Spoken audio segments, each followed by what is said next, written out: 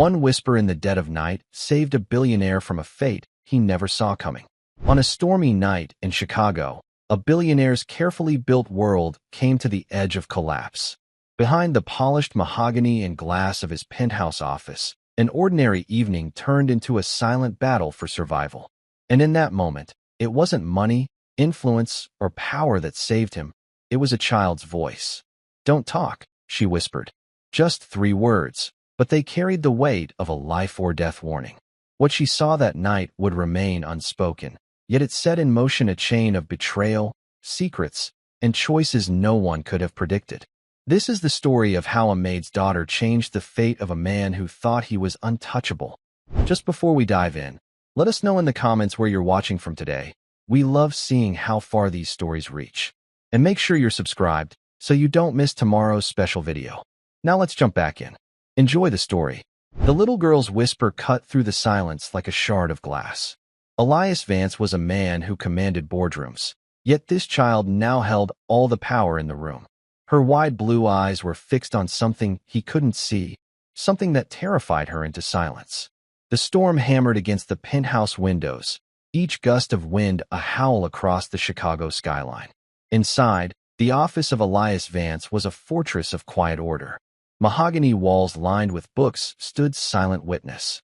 A desk, vast and clean, held only a leather-bound blotter, a sleek laptop, and a glass of amber liquid.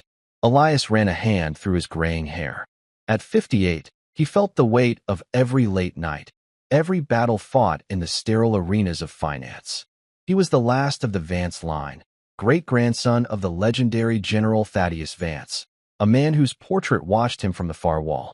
The general's eyes, rendered in oil paint, were stern and unyielding, a constant reminder of a legacy built on courage, not just capital. A soft knock echoed at the door. "Come in," Elias called out, his voice tired. The door opened to reveal Helen, his housekeeper for the past 5 years. She was a woman of quiet dignity, her face etched with a gentle weariness that never touched her spirit.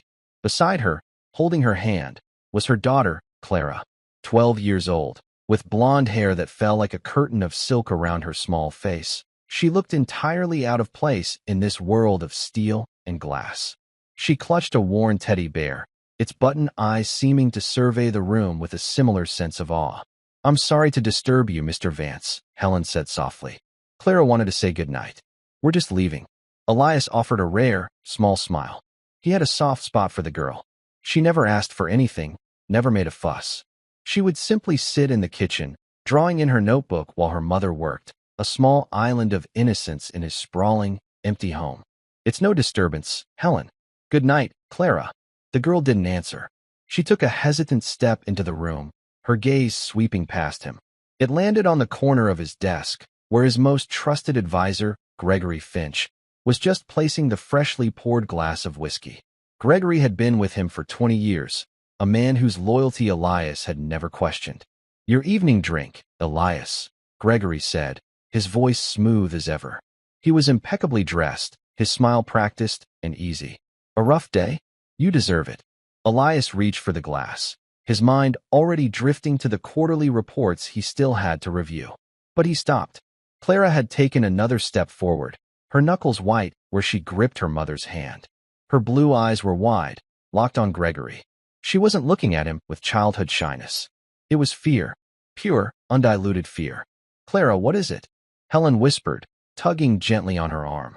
The girl's gaze flickered from Gregory to Elias, then to the glass on the desk. She opened her mouth, but only a tiny sound escaped. Elias leaned forward, his focus shifting entirely from the billion-dollar ledgers to the trembling child. Something was deeply wrong. He could feel it in the sudden chill of the room, a cold that had nothing to do with the storm outside. "What's the matter, sweetie?"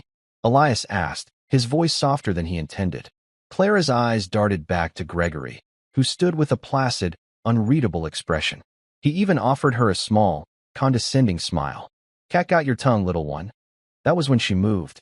Clara let go of her mother's hand and rushed to Elias's desk. She didn't say a word. She just put her small hand over his, which was still hovering near the glass. She looked up at him, her expression a desperate plea. Then she whispered, the words barely audible over the drumming rain. "Don't talk." Elias froze. It was the same tone his great-grandfather had described in his journals, the quiet urgency of a soldier on the battlefield sensing a trap. Don't talk. Don't react. The enemy is watching. For a man who built his empire on logic and data, he made a decision based on nothing more than the terrified look in a child's eyes. He pulled his hand back slowly. He looked at the whiskey, then at Gregory. Gregory's smile hadn't faltered, but Elias now saw a tightness around his eyes, a flicker of something cold and watchful. You know, Elias said, forcing a casual tone, I think I've had enough for one night. My doctor has been warning me. He stood up, turning his back on the desk, on the drink. Helen, thank you for your hard work. Drive safe in this storm. He felt Gregory's stare on his back. It was heavy, questioning. Helen, confused but obedient, quickly gathered Clara. Of course, Mr. Vance. Come, Clara. Clara didn't move until her mother gently pulled her away. As they reached the door, the girl looked back one last time. Her eyes met Elias's, and in them, he saw the confirmation of a danger he did not yet understand. He had just been saved. Saved by a 12-year-old girl who had seen something shocking, something so terrible it had stolen her voice. And in that moment, the billion-dollar fortune, the towering legacy, all of it felt fragile. His life had been held in the balance, and the one who tipped the scales was the maid's daughter. After Helen and Clara left, a thick silence settled over the office. Gregory finally broke it. A strange child, he commented, his voice carefully neutral. He picked up the untouched glass of whiskey, ashamed to let this go to waste. Before he could move, Elias turned, his expression like stone. Leave it. The two words were quiet, but they landed with the force of a gavel. Gregory paused, his hand hovering over the glass. A flicker of surprise, or perhaps something else, crossed his features before being smoothed away. Of course, Elias. As you wish. I'll see myself out. Elias didn't watch him go. He listened to the soft click of the door closing, the silence rushing back in to fill the space. His heart was hammering against his ribs. He walked to the desk and stared at the glass. The amber liquid swirled gently, catching the light from his desk lamp. It looked perfect, innocent. Yet Clara's terror had been real. Children don't fake that kind of fear. He remembered the way she had looked at Gregory. Not at his face, but at his hands, just after he'd set the glass down. Elias's mind raced. Gregory had been with him since the beginning. He knew every deal, every secret, every weakness. The idea of betrayal from him was unthinkable, like a limb turning against the body. But doubt, once planted, grew with frightening speed.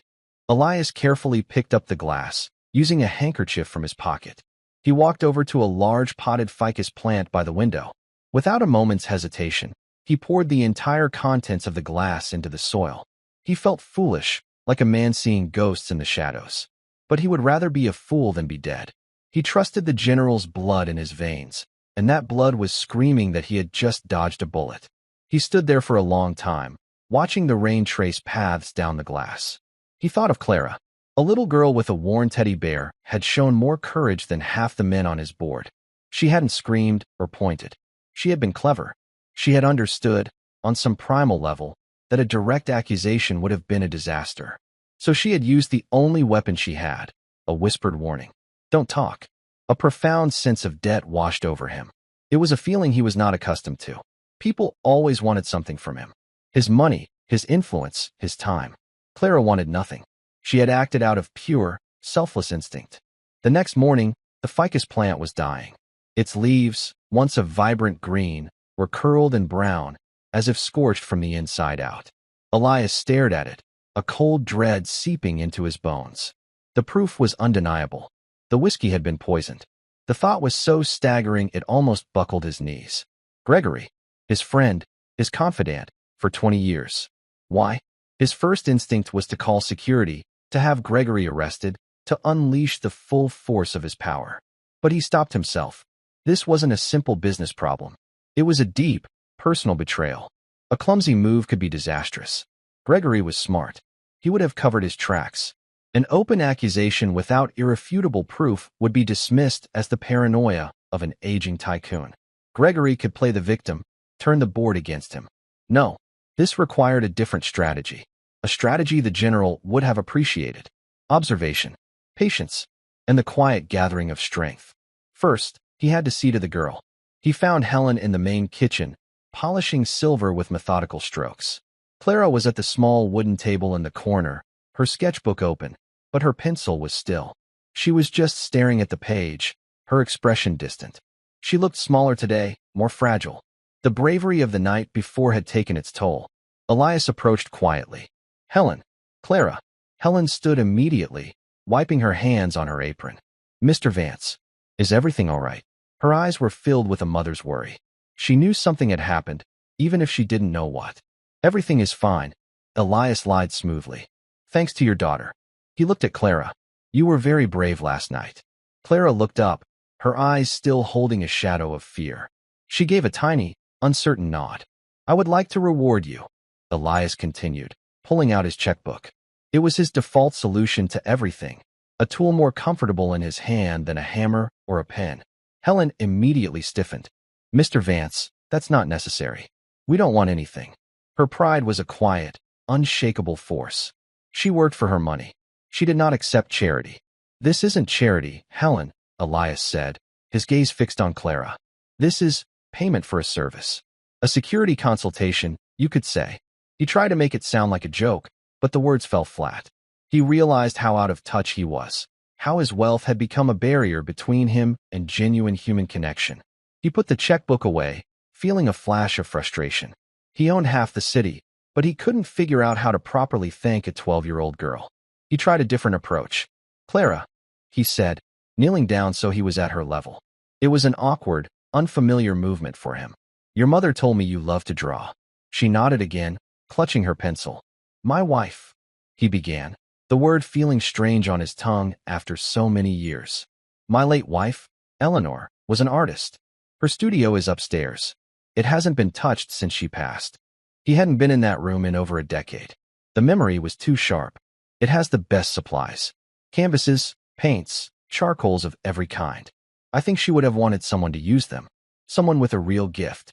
Clara's eyes lit up. It was the first spark of life he had seen in her since last night. A flicker of hope and excitement that pushed back the fear. Helen looked torn. Sir, I couldn't allow. It is not for you to allow or disallow, Elias said, his tone softening. It's a gift, from one artist to another. Please, let me do this. He saw the conflict in Helen's face, the pride warring with the love for her daughter. The loved one. She gave a slow, reluctant nod. Thank you, Mr. Vance.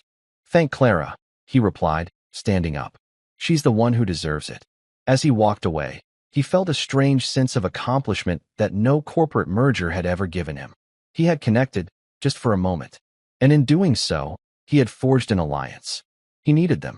And he realized, with a sudden, startling clarity, that he would protect that little girl and her mother with every resource he had. Gregory Finch had not just tried to kill a billionaire. He had threatened a little girl. And for that, there would be a reckoning. The days that followed were a quiet, tense chess match. Elias treated Gregory with an unnerving normality. They discussed portfolios, analyzed market trends, and planned future acquisitions. On the surface, nothing had changed. But beneath the calm, Elias was watching. He dissected every word, every gesture, searching for the crack in the facade. Gregory was a master of deception. He was calm, professional, and attentive, the very model of a loyal deputy. There was no hint of the poison he had held in his hand. Elias began his own covert investigation. He hired a private security firm, one so discreet they were practically ghosts, to look into Gregory's life. He wanted to know everything. His finances, his associates, his habits. It felt like a betrayal to spy on a man he'd called a friend, but the image of the dying ficus plant burned away any guilt. Meanwhile, a new routine formed in the penthouse. Every afternoon, after her schoolwork was done, Clara would go to the dusty, sunlit studio on the top floor. The room was just as Eleanor had left it. A half-finished painting sat on an easel, a ghostly landscape of the sea. Jars of brushes stood like soldiers on a wooden cart, and the air still held the faint, pleasant scent of turpentine and oil paint. Elias found himself drawn to the studio. He would stand in the doorway, watching as Clara, lost in her own world, filled sketchbooks with a ferocious passion. She drew the city skyline from the window, the birds that landed on the balcony, the worn face of her teddy bear. Her drawings were full of life and detail, far beyond her years. He saw his wife's same intense focus in her, the same way she would bite her lip when concentrating on a difficult line. One afternoon, he stepped into the room. Clara looked up, startled, a smudge of charcoal on her cheek. "Don't let me interrupt," he said. I haven't been in here for a long time." He walked over to the unfinished painting on the easel. It was a seascape of the coast of Maine, where he and Eleanor had spent their last summer together. He touched the rough canvas, a wave of grief washing over him, so fresh it felt like it was yesterday. "It's beautiful," Clara whispered from behind him. She loved the ocean, Elias said, his voice thick with emotion. She said it was honest. It never pretended to be calm when a storm was coming. He turned to face her. "Much like you." Clara blushed and looked down at her sketchbook. "You have a real talent, Clara," he told her. "A gift. You see things other people miss." It was the truest thing he had ever said. She had seen the malice in Gregory that he, in his blind trust, had missed for 20 years. Their friendship deepened in the quiet of the studio. He would tell her stories about his great-grandfather, General Vance. He showed her the General's Medal of Honor, which he kept in a glass case in his study. "They say he was fearless," Elias told her. But in his journals, he wrote that he was afraid every single day. He said real courage wasn't about not being afraid. It was about doing what was right even when you were terrified. He looked at her, and she looked back, her blue eyes understanding. "Like telling you not to talk." "Exactly like that," Elias said, a lump forming in his throat. While this fragile bond was forming, the security report on Gregory arrived. It was delivered in a plain manila envelope by a man who looked like he could blend into a shadow. Elias read it in the locked confines of his study. The findings were unsettling. For years, Gregory had been siphoning small, almost untraceable amounts of money from secondary accounts. It was masterful, death by 1,000 cuts. But it wasn't enough to explain attempted murder. The sums were large, but not life-changing for a man in his position. There had to be something more. The report also detailed a series of discreet meetings Gregory had been having with a rival corporation, a ruthless conglomerate known for hostile takeovers. They were led by a man named Marcus Thorne, a corporate predator Elias had bested in a bitter deal years ago. Thorne was not a man who forgot a grudge. The pieces began to click into place. Gregory wasn't just stealing. He was a saboteur. He was weakening Vance Industries from the inside, preparing it for Thorne to swoop in and pick the carcass clean. Killing Elias would be the final move, creating a power vacuum and sending the company into chaos. Gregory would be rewarded handsomely by Thorne. The motive was clear now: greed and revenge. It was a story as old as time, but knowing it didn't make the betrayal any less painful. This was the man who had been best man at his wedding, the man who had offered a shoulder to cry on when Eleanor died. The whole friendship had been a lie, a long, patient con. The knowledge settled in his gut like a stone. He had to act. But how? Thorne was powerful, and Gregory was embedded deep within his life. A direct confrontation was still too risky. He needed leverage. He needed one more piece of evidence, something so damning that they couldn't possibly escape it. His thoughts were interrupted by a frantic knock on his study door. It was Helen, her face pale with panic. "Mr. Vance. It's Clara. She's gone." Elias's blood ran cold. "What do you mean, gone?"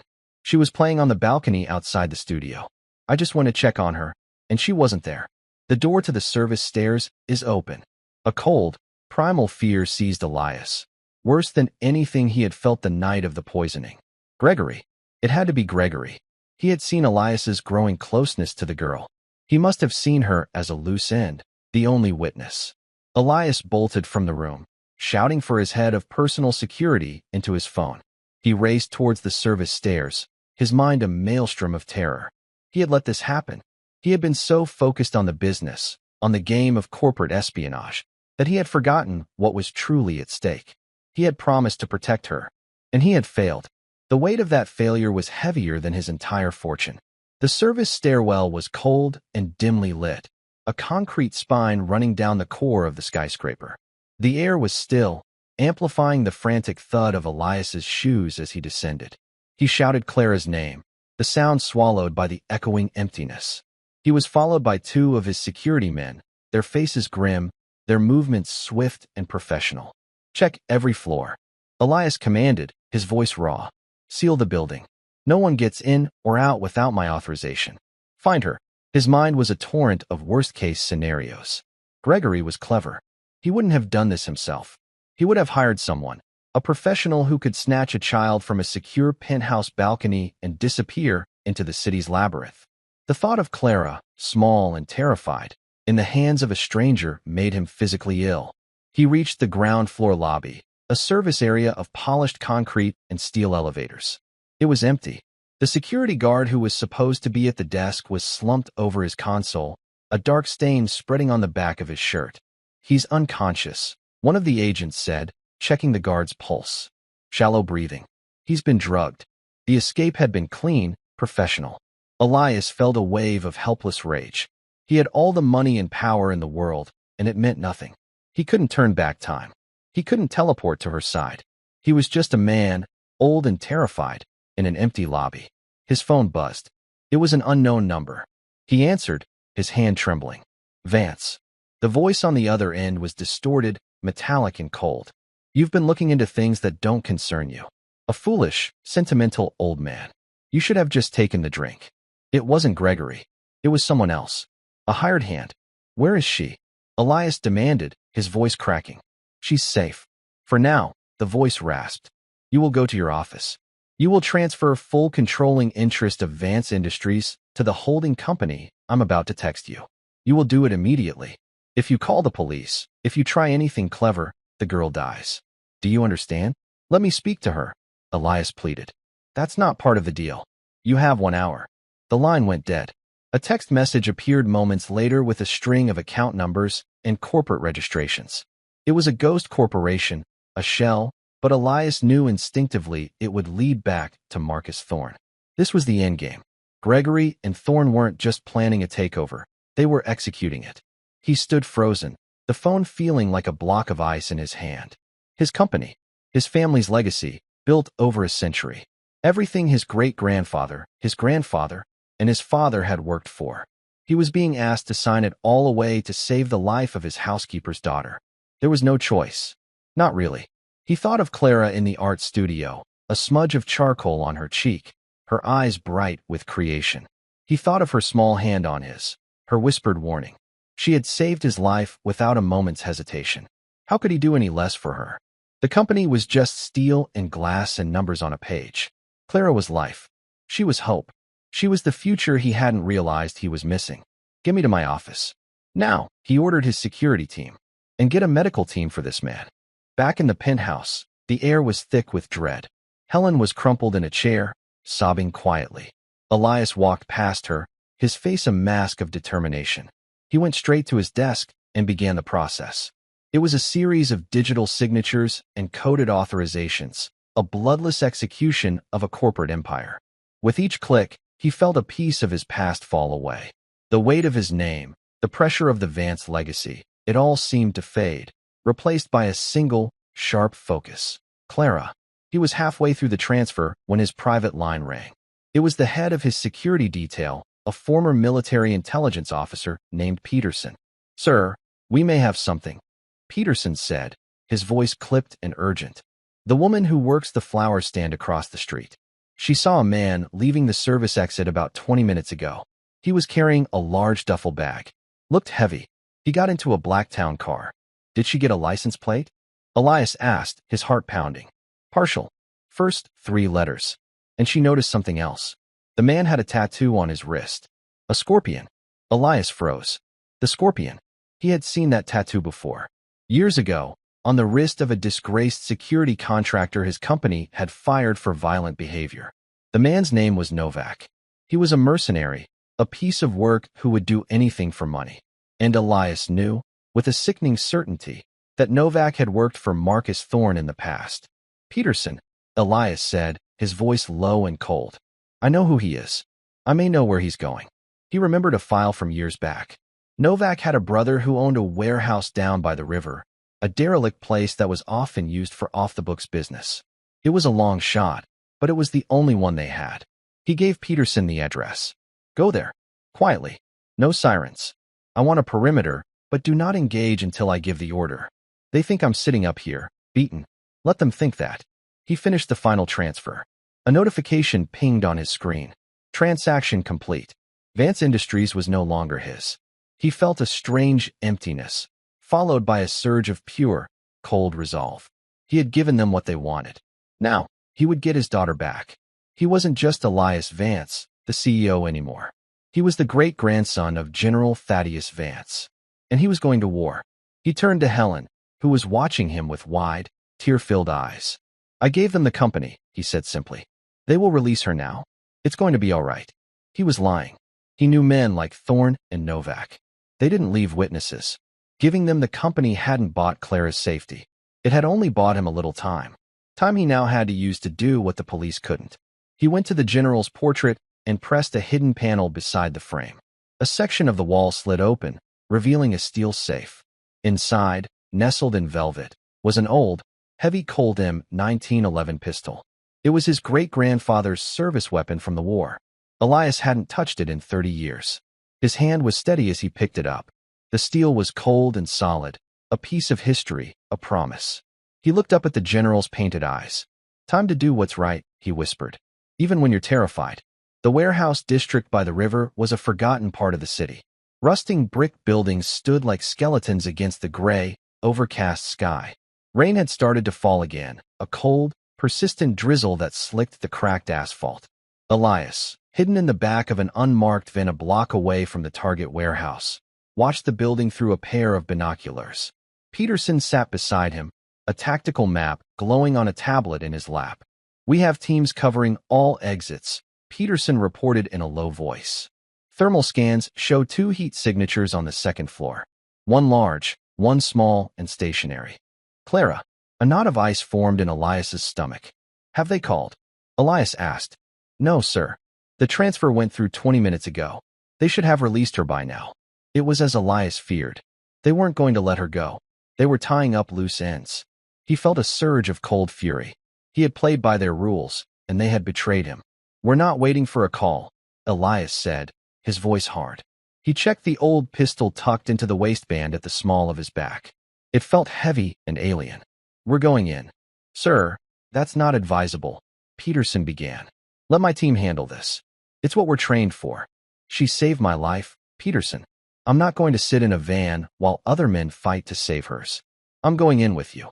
His tone left no room for argument. He wasn't asking. He was the great-grandson of a general, and this was his battlefield.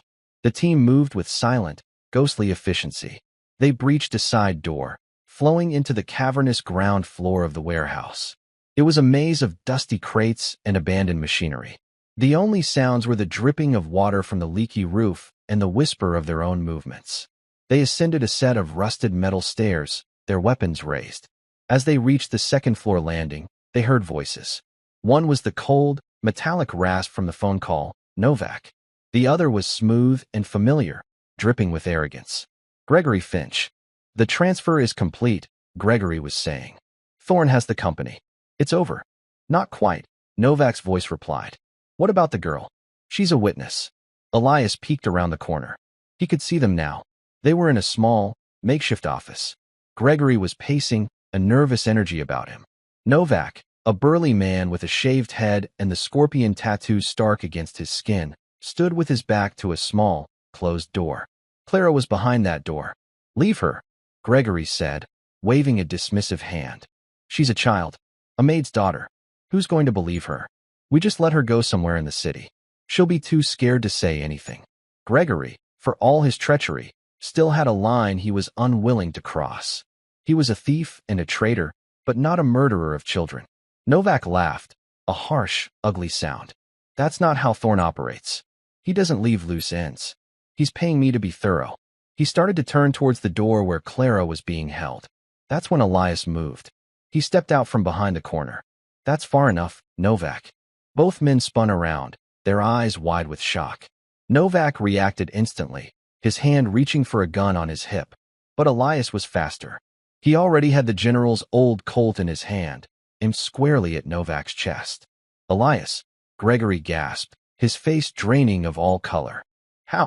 You underestimated the maid's daughter, Gregory, Elias said, his voice steady, betraying none of the fear that was coursing through him. And you underestimated me. Peterson's team swarmed into the room from every angle, their weapons all trained on Novak. The mercenary froze, his hand hovering over his gun. He was outnumbered and outmaneuvered. He sneered. You think you've won, old man? Thorn will crush you. He has your company. He has a collection of worthless digital files, Elias replied, a grim smile touching his lips. I initiated a failsafe the moment the transfer was complete. A scorched earth protocol. Every patent, every proprietary algorithm, every sensitive client file, erased. He bought an empty shell. It will take him years to even figure out how much he's lost. Gregory stared at him, his mouth agape. You destroyed it? You destroyed your own company? The Vance legacy. A legacy isn't a stock price, Gregory, Elias said, his eyes hard as flint. It's about honor. Courage. Something you know nothing about. You tried to poison me. You kidnapped a child. You dishonored a friendship I valued. The weight of his failure crashed down on Gregory. He stumbled back, collapsing into a chair, a broken man. Novak, however, was a cornered animal. With a sudden roar, he lunged, not at Elias, but towards the door to the room where Clara was. He was going to take a hostage. He never made it. Elias didn't hesitate. He pulled the trigger. The roar of the old pistol was deafening in the enclosed space. Novak crumpled to the floor, clutching a bleeding shoulder, screaming in pain. It was over. Peterson's team secured Novak and took a weeping Gregory into custody. Elias rushed to the door and threw it open. Clara was sitting on a small cot, her knees pulled to her chest, her worn teddy bear clutched tightly. She looked up, her eyes wide and terrified. When she saw him, her face crumpled, and she began to sob, tears of relief and fear pouring down her cheeks. Elias knelt in front of her, his own eyes burning. He gently took the teddy bear from her and set it aside. Then he wrapped his arms around her, holding her small, trembling body close. It's over, he whispered into her hair. You're safe now. I'm so sorry. I'm so sorry. She clung to him, her small hands gripping the back of his expensive suit jacket. In the cold, dusty warehouse, surrounded by the wreckage of his corporate life, Elias Vance held the only thing that mattered. He had lost his company, but he had saved the girl. And in that moment, he felt richer than he ever had before. He finally understood what the general had meant. Courage wasn't the absence of fear. It was about what you chose to protect. The ride back to the penthouse was a blur of flashing police lights and the steady rhythm of the limousine's wipers fighting against the rain. Clara had fallen into an exhausted sleep in the back seat, her head resting on her mother's lap. Helen stared out the window, her expression a mixture of shock and profound gratitude, her hand never ceasing its gentle stroking of her daughter's blonde hair. Elias sat opposite them, the general's heavy pistol now safely in a case on the seat beside him. He wasn't looking at the city lights streaking past. He was looking at the sleeping child. The immensity of what had happened, of what he had almost lost, was just beginning to settle in. He had dismantled a century-old empire with a few keystrokes. Vance Industries, the monolith that had defined his entire life, was gone. He felt a pang of something, but it wasn't regret. It was lightness. The crushing weight of his legacy, the constant pressure to be his father, his grandfather, his great-grandfather, it had vanished. All that remained was the quiet, fierce instinct to protect the two people in the car with him. When they arrived, the penthouse staff was in a state of controlled panic. News traveled fast in a building like this. Elias dismissed them all with a quiet word, assuring them that everyone was safe. He carried a still-sleeping Clara from the car himself, her small weight a comfort in his arms. He took her not to her mother's modest staff quarters, but to one of the grand guest suites, a room with a vast, soft bed and a window that overlooked the entire city. Helen followed, her eyes wide. Sir, this is too much. Nothing is too much, Elias said, his voice leaving no room for protest. This is her home now. Both of you. He laid Clara gently on the bed and pulled a thick down comforter over her. For a long moment, he simply stood there, watching the gentle rise and fall of her chest. He was a man who had commanded boardrooms with an iron will, who had moved markets with a single phone call, but he had never felt a sense of purpose so profound as he did in that moment. He finally turned to Helen. The woman's composure, which had held firm through the entire ordeal, was beginning to crumble. Her shoulders shook with suppressed sobs. He was going to kill her, she whispered, her voice choked. That man, he was going to kill my baby. Elias placed a gentle hand on her arm. But he didn't. And he never will. I have the finest security in the country. No one will ever harm her. Or you, again. I swear it on my family's name. The use of the phrase, once a declaration of corporate power, now felt different. It was a personal oath. A sacred promise. The next few days were a whirlwind of legal activity. Elias was debriefed by detectives, his lawyers working around the clock. Gregory Finch, stripped of his bespoke suits and confident smirk, had confessed to everything. He detailed the entire conspiracy, how Marcus Thorne had preyed on his gambling debts and his resentment of living in Elias's shadow, turning him into a corporate spy. The poison had been Thorne's idea, a way to make the takeover swift and absolute. Novak, the hired muscle, was less cooperative, but the evidence against him was overwhelming. The business world was in an uproar. The news that Vance Industries had been intentionally gutted by its own CEO was a scandal of unprecedented scale. The stock, now worthless, was delisted. Pundits on financial news channels called him a madman, a senile old fool who had destroyed a great American institution out of spite. His board of directors, the men he had once commanded, tried to have him declared mentally incompetent. Elias met with them one last time in the now-defunct company boardroom. They were furious, their faces red with indignation and lost wealth. Have you any idea what you've done, Elias? Demanded one of them, a man named Henderson who had known him for 30 years. You've wiped out billions of dollars. Pensions. Livelihoods. Elias stood at the head of the vast mahogany table, his expression calm. I am aware of the financial consequences, he said, his voice even. I have already established a fund for my personal, non-corporate assets to ensure that every employee of Vance Industries receives their full pension and a generous severance. No working man or woman will suffer because of my decision. This stunned them into a momentary silence. But the company, Henderson stammered. The legacy. The legacy was never about the money, Elias countered, his gaze sweeping across their greedy, uncomprehending faces. It was about integrity. My great-grandfather didn't fight for a stock portfolio. He fought for people. I was reminded of that by a child. She taught me that there are things in this world more valuable than a market cap. None of you would have made the trade. I did, and I would do it again. He turned and walked out of the room, leaving them sputtering in his wake. He never looked back. The world could think what it wanted. He knew the truth. While the legal storms raged, a quiet new life began to form in the penthouse. Helen, at Elias's insistence, stopped working as his housekeeper and became the manager of his household, a position of authority and respect. But her most important role was being a mother. She spent her days with Clara, helping her heal from the trauma. Clara herself was resilient. The fear still lingered in her eyes sometimes, a shadow that would appear when a door closed too loudly or a stranger's voice echoed in the hall. But more and more, the light was returning. The art studio became her sanctuary. She spent hours there, covering canvases with vibrant colors, her imagination taking flight. Elias made the studio a part of his daily routine. He would bring her snacks, or just sit in the old armchair in the corner and read while she worked. He learned about her dreams. She wanted to be an artist, to travel the world and paint the sea, just like his Eleanor. He saw so much of his late wife in the girl's passion and spirit. It was a painful, beautiful echo of a love he thought he had lost forever. One afternoon, he found her staring at the half-finished seascape on Eleanor's easel. It makes me sad, Clara said quietly, that she didn't get to finish it.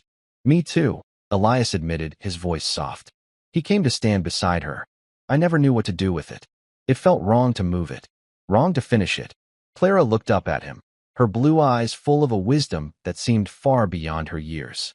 Maybe it's not about finishing her painting, she said. Maybe it's about starting your own. Her words struck him with the force of a revelation. He had spent his entire adult life as a caretaker of a legacy, a steward of the past. He had never considered starting his own. He had been so busy protecting what his ancestors had built that he had never built anything truly his own. He looked at Clara, at her paint-smudged fingers and her earnest, open face. He realized that this was his new beginning. His legacy wouldn't be a corporation. It would be this child. It would be giving her the life she deserved, the opportunities he could provide, the safety she needed to let her brilliant light shine. "You're right, Clara," he said, a genuine smile spreading across his face. "It's time to start something new." He started small. He established a foundation in his wife's name, the Eleanor Vance Foundation, dedicated to funding arts education for underprivileged children across the country. He put Helen on the board of directors, much to her astonishment. He took a personal interest, reviewing grant applications, visiting community centers, and seeing the direct impact of his new mission. He found a fulfillment in this that no corporate takeover had ever provided. He also began to teach Clara about her own heritage. He learned that Helen was from a small town in the Midwest, from a family of farmers. Clara's grandfather, much like General Vance, had been a war hero in his own right, a decorated soldier in Vietnam. He had earned a Silver Star for bravery, a fact Helen had never thought to mention. Elias had the man's service record framed and hung it in his study, right next to the portrait of the general. He wanted Clara to know that courage and honor were not the exclusive province of the rich and powerful. They were found in good people from all walks of life. As the months turned into a year, the penthouse, once a sterile monument to wealth, became a home. Laughter echoed in the halls. The smell of oil paints mingled with the scent of Helen's baking. Clara's bright, cheerful artwork began to replace the somber, expensive pieces that had once lined the walls. Elias found himself changing. The hard, cynical shell he had built around himself for decades began to crack. He learned to laugh again. He learned to listen. He learned that a shared meal in the kitchen was worth more than 1,000 formal dinners. He was no longer just Mr. Vance, the billionaire. He was Elias. And he was, for the first time in a very long time, happy. One crisp autumn evening, he took Clara and Helen to a gala for the Eleanor Vance Foundation. It was the first time he had stepped back into the world of the city's elite since the fall of his company. He knew people would be whispering, staring. He didn't care. He stood on the stage, not in a tuxedo, but a simple dark suit. Clara, in a blue dress that matched her eyes, stood beside him, holding his hand.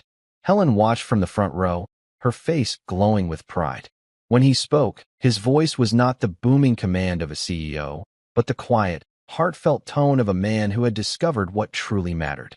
"A year ago," he began, his gaze sweeping over the crowd, "I lost a great fortune. At least, that's what the world will tell you. But the world is wrong. A year ago, I was saved. Not from financial ruin, but from a poverty of the spirit. I was saved by the courage of a little girl who reminded me that the greatest legacy you can leave is not what you build, but who you protect, who you love." He looked down at Clara, and she smiled up at him, her grip on his hand tightening. "My great-grandfather was a hero," he continued. "But heroes are not just found on battlefields or in boardrooms. They are found in the quiet moments of bravery, in a whispered warning, in the selfless love of a mother. I stand here tonight not as the last of the Vance line, but as the first in a new one, a family forged not by blood, but by choice." He finished his speech, and a respectful, then thunderous, applause filled the grand ballroom. He had walked away from a world that worshipped wealth and power, and in doing so, he had found something infinitely more valuable. He had found a home. He had found a family. He had found his true legacy in the bright, hopeful eyes of the Maid's daughter. The years that followed the gala were not a simple fairy tale ending, but a slow, deliberate process of building something new from the ruins of the old. The world, for the most part, moved on. Marcus Thorne, facing financial ruin and a mountain of evidence from Gregory's confession, was eventually indicted on a host of charges, his corporate empire crumbling under legal scrutiny. Gregory Finch received a lengthy prison sentence, a disgraced footnote in a story that had rocked the financial world. Elias Vance, once a titan of industry, became a cautionary tale whispered in exclusive clubs, the brilliant CEO who had lost his mind. Elias, however, had never felt more sane. His life, once dictated by the relentless ticking of the stock market clock, now found its rhythm in quieter, more meaningful moments. Mornings were for long walks along the lakefront with Helen, discussing plans for the foundation or simply enjoying the crisp Chicago air. Afternoons were reserved for Clara. The art studio remained their shared sanctuary. Elias, true to Clara's advice, had taken up painting. He was, by his own admission, a terrible artist. His hands, so adept at signing billion-dollar contracts, were clumsy with a brush. His landscapes were blotchy, his still lives lopsided. But Clara was an endlessly patient and encouraging teacher. "You're thinking too much, Elias," she would say, her own canvas already alive with color and form. At 15, she possessed a preternatural talent, her work displaying a maturity and depth that astonished the private tutors Elias had hired for her. "You have to feel it. Just let the color do what it wants to do." He would try, struggling to loosen the rigid control that had defined him for 6 decades. In those shared hours of frustrated sighs and paint-splattered laughter, he learned more about himself than he had in a lifetime of corporate battles. He learned to embrace imperfection. He learned that the value of an act was not in the outcome, but in the sincerity of the attempt. He was not just funding a young artist's education. He was being re-educated himself, his soul being repainted in brighter, more vibrant hues. Clara, for her part, blossomed under his care. The shadows of her trauma receded, replaced by the quiet confidence of a young woman who knew she was loved and safe.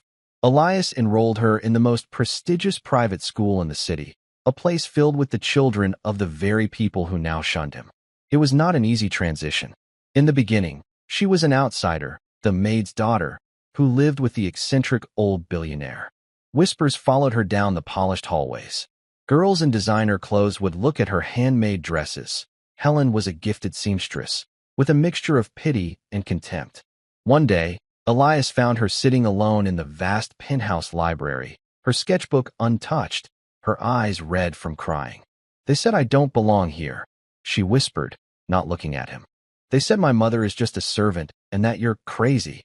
Elias sat beside her, the anger that rose in him a cold, protective fire. He wanted to call the school's headmaster, to unleash the kind of financial and social pressure that could ruin careers. But he stopped. That was the old Elias. The new Elias knew that fighting battles for Clara wouldn't make her stronger. Teaching her to fight her own was what mattered. He took her hand. "Clara," he said gently, "do you remember the stories of my great-grandfather?" She nodded. When he was a young lieutenant, the other officers, all from wealthy, established families, looked down on him. He was the son of a blacksmith. They said he didn't belong. They said he was common. He paused, making sure she was listening. "So you know what he did? He didn't try to be like them. He didn't try to hide who he was.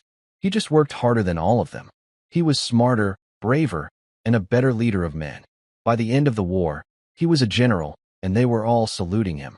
He proved them wrong not with words, but with his character." He squeezed her hand. "Your talent is your character. Your kindness is your character. Who your mother is, and the good, honest work she does, is part of your character. Never be ashamed of it. Let them whisper. You, Clara, are going to show them what a Vance truly is. Not by birth, but by spirit." From that day on, something shifted in Clara. She walked into school with her head held high. When a classmate made a snide remark about her background, she simply looked them in the eye and said, "Yes, my mother was a housekeeper. She's the most honorable person I know. And now she sits on the board of a foundation that helps more people than your father's hedge fund ever will." Her art became her voice. When the school held its annual art exhibition, her paintings were the centerpiece. She had a raw, emotional style that was impossible to ignore. Her portraits captured the hidden sadness in a person's eyes. Her cityscapes vibrated with a lonely, beautiful energy. She won every award, and the whispers of the other students turned from scorn to awe. She hadn't just proven she belonged, she had set a new standard. Helen, too, carved out her own place in this new world.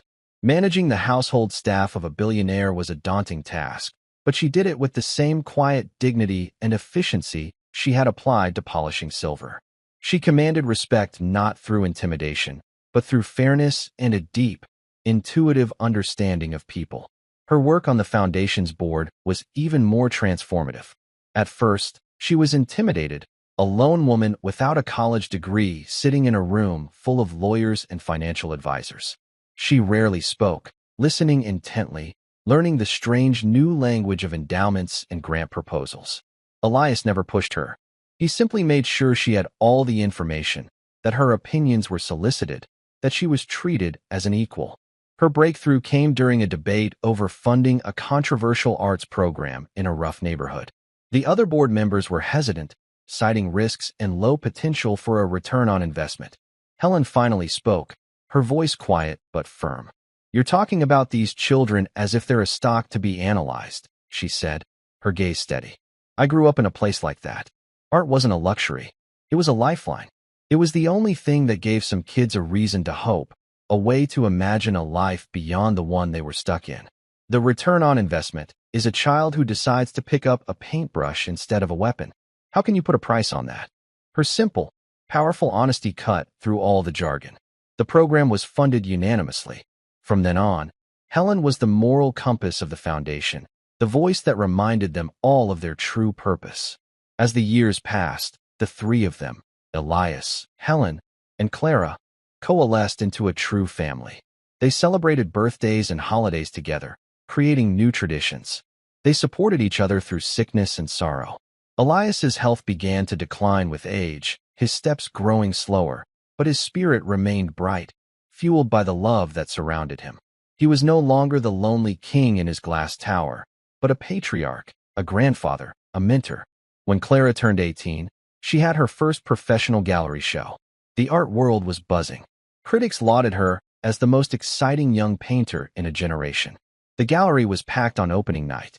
Elias, leaning on a handsome wooden cane, a gift from Clara, stood beside Helen in the crowd, his heart swelling with a pride so immense it almost hurt. He watched as Clara, now a poised and beautiful young woman, moved through the room, discussing her work with an easy grace. She was everything he and Eleanor had ever dreamed a child of theirs might be: talented, intelligent, and above all, kind. One of the last paintings in the exhibition was a triptych, 3 canvases side by side. The first was a dark, chaotic swirl of grays and blacks, capturing the terror of a child in a warehouse. The second was a portrait of an old man, his face etched with worry and loss, but with a flicker of fierce determination in his eyes. The third, and largest, canvas was an explosion of brilliant, hopeful color. A sunlit studio, a young girl painting, and the same old man sitting in a chair, watching her with a gentle, loving smile. The title of the piece was simple: My Family. Later that evening, after the crowds had gone, the three of them stood alone in the quiet gallery. "You know," Elias said, his voice thick with emotion as he looked at the paintings. "The general won many medals. My father built skyscrapers. I made billions of dollars.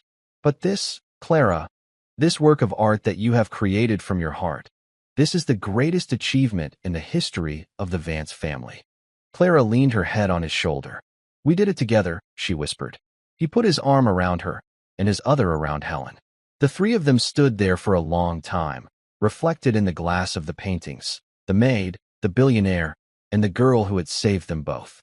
They were an unlikely family, a mosaic pieced together from broken parts, made stronger and more beautiful by the cracks. The world could keep its stories of the mad old billionaire who threw away a fortune. Elias Vance knew the truth. He hadn't lost anything. He had traded a kingdom of cold, hard glass for a small, warm circle of light.